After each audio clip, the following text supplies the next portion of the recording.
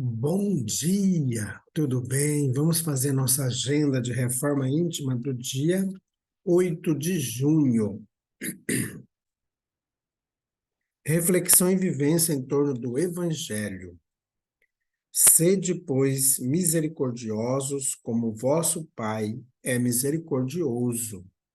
Lucas, capítulo 6, versículo 36. Meta do mês: desenvolver o esquecimento das ofensas. Ora, não há caridade sem esquecimento dos ultrajes e das injúrias. Não há caridade sem perdão, nem com o coração tomado de ódio. Santo Agostinho, no livro de Allan Kardec, O Evangelho segundo o Espiritismo. Meta do dia: harmonia no lar. Cultive a bênção do Evangelho no santuário doméstico, estimulando a compreensão e o esquecimento das ofensas. Sugestão para sua prece diária: prece rogando a Deus o esquecimento das ofensas. Graças a Deus. Amado Mestre Jesus, nós queremos nesse instante agradecer a Deus, nosso Pai, por ter nos colocado na terra.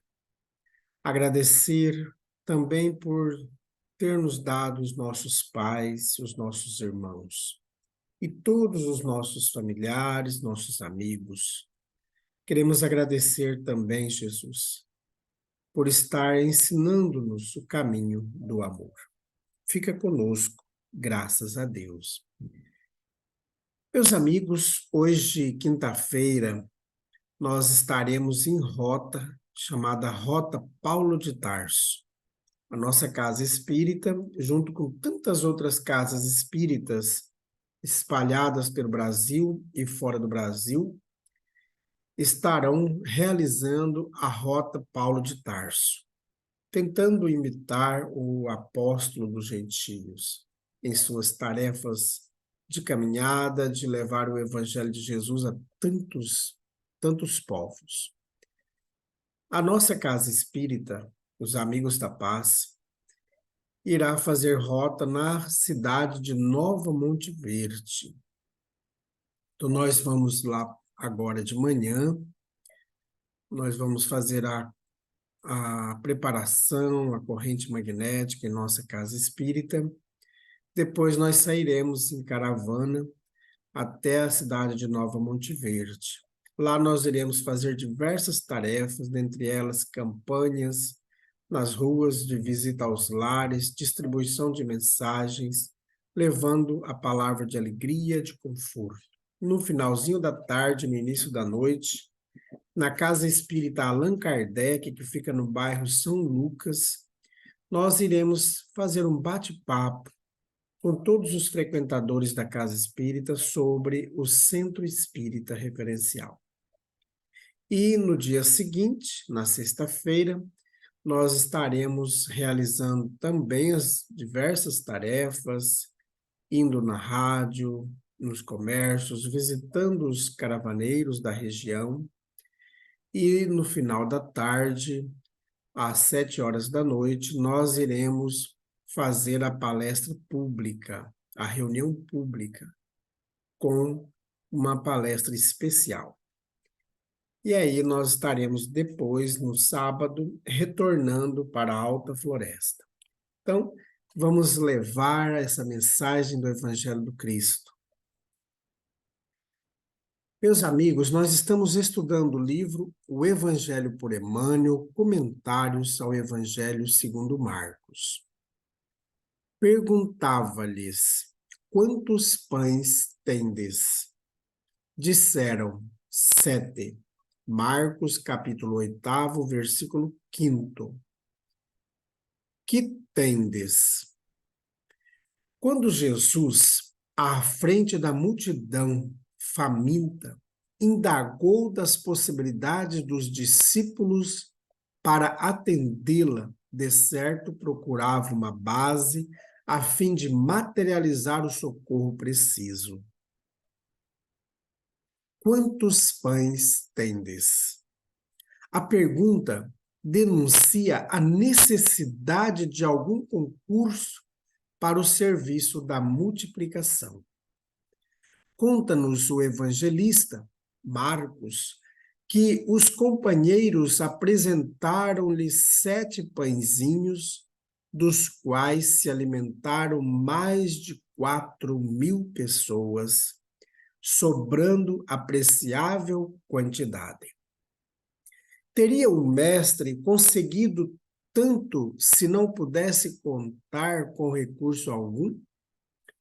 A imagem compele-nos a meditar quanto ao improviso de nossa cooperação, para que o celeste benfeitor nos felicite com seus dons de vida abundante.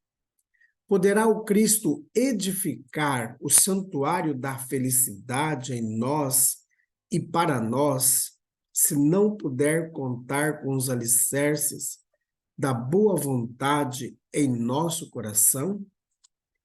A usina mais poderosa não prescinde da tomada humilde para iluminar um aposento? Muitos esperam o milagre da manifestação do Senhor, a fim de que se lhes sacie a fome de paz e reconforto. Mas a voz do Mestre, no monte, continua ressoando inesquecível. Que tendes? Infinita é a bondade de Deus, todavia, algo deve surgir de nosso eu em nosso favor.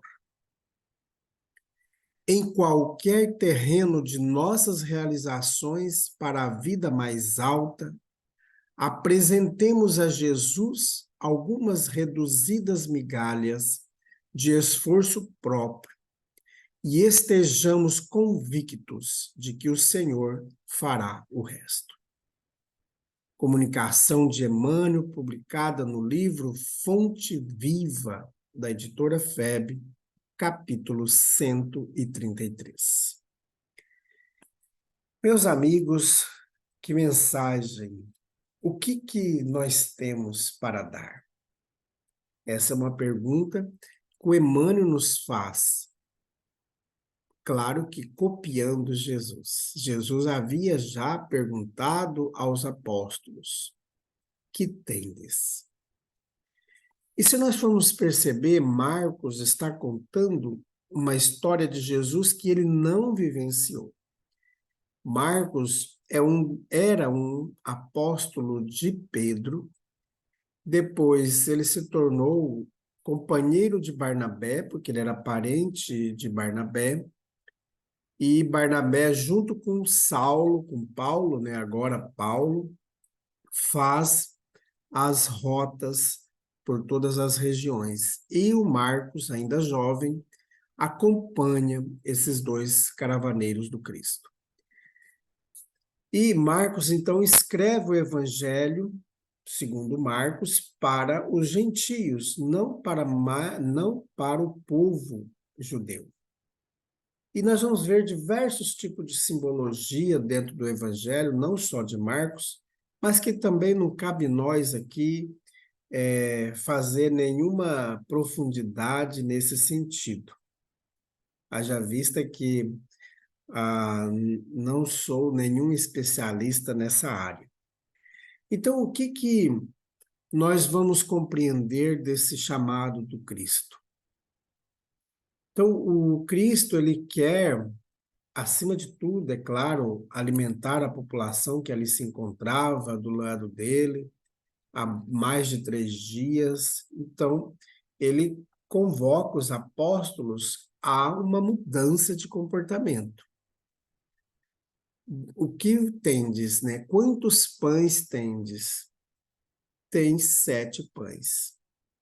Então, essa pergunta de Jesus, ele vem fazer uma grande provocação, que nós temos que trabalhar no nosso coração a multiplicação do amor, da fraternidade, da caridade, também do alimento, por que não? Das coisas materiais para aquelas pessoas que estão em situações angustiantes, que estão nos seus infortúnios. Então, o Evangelho vem nos convocar para isso. Não basta mais hoje, não se pode mais ouvir, olha, eu não vou auxiliar ninguém, não vou dar cesta básica, não vou fazer isso. É uma questão íntima da pessoa, ela tem o seu livre-arbítrio. Mas nós somos convocados por Jesus a essa prática da caridade. Então não tem por onde a gente fugir ou tentar justificar um monte de situações, porque a gente, quando a gente não quer, a gente justifica. Então, Marcos, ele vem apresentar esses 7 pães e ele descreve que foram alimentadas mais de 4.000 pessoas. E lembrando que naquela época contava somente os homens, não contavam crianças e não contavam as mulheres. Então veja quantas pessoas foram alimentadas nesse final de tarde. E se o mestre não tivesse perguntado, e como que iria fazer essa alimentação? Então, a imagem que aqui se apresenta, ela provoca em nós o sentido que é imperioso de nossa parte fazer também a cooperação, sermos também doadores de vida, e de vida em abundância. Então, o Cristo de Deus, ele vem edificar a felicidade em nós e para nós. Então, não adianta eu falar assim, eu estou feliz, né? Eu vou para o céu. Mas o céu não se salva egoísta. Nós temos que dar também de nós para os outros. Porque esse é o compromisso do cristão, né? Não tem cristão sem Jesus, cristão sem caridade, não tem. É um sino, é um barulho que se faz desarmonizado. Então, nós vamos precisar nos dedicar ainda mais, em cada instante, nessa tarefa redentora. Muito bem, meus amigos, ficamos por aqui com a nossa reflexão. Vamos continuar pensando nas tarefas que precisamos fazer aqui na Terra ainda, enquanto nós temos tempo, enquanto nós temos condições físicas para fazê-las. Vamos fazer prece? Graças a Deus. Bondoso Jesus, nós colocamos em tuas mãos todos aqueles irmãos que sofrem, que estão dormindo nas ruas, debaixo de marquises, de pontilhões, ao relento. Muitos irmãos passando fome. Que possamos todos nós, Jesus, nos sensibilizar para essa tarefa da caridade.